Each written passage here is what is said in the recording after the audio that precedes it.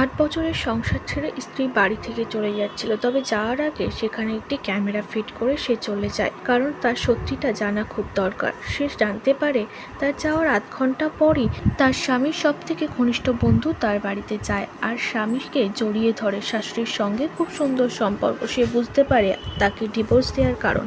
এ তো ছোট্ট একটা সত্যি জানলো, তবে আসল সত্যি জেনে তার পায়ের তলা থেকে মাটি সরে যায়। তার স্বামী তার শাশুড়িকে বলতে থাকে সুপের মাধ্যমে বিষ মিশিয়ে তাকে ক্যান্সারে আক্রান্ত করেছে। আইভিএফ পাল্টে তার স্বামীর গার্লফ্রেন্ডের বাচ্চা তার পেটে রেখেছে।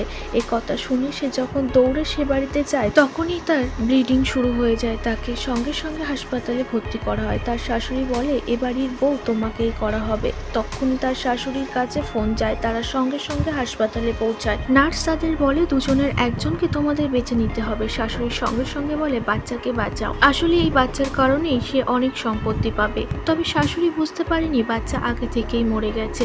তাদেরকে শিক্ষা দেওয়ার জন্য বউ তখনও প্রেগনেন্সি নাটক করে তাদের সামনে। তার শাশুড়ি আর স্বামী তাকে দেখে ভালো মানুষের নাটক করে, কিন্তু তার স্ত্রী তো সবটাই আগে থেকে জেনে গিয়েছে। বলে, তোমরা তো দুজনের মধ্যে বাচ্চাকে বেছে নিয়েছিলে, তাহলে আমার প্রতি কেন এত ভালোবাসা দেখাচ্ছ?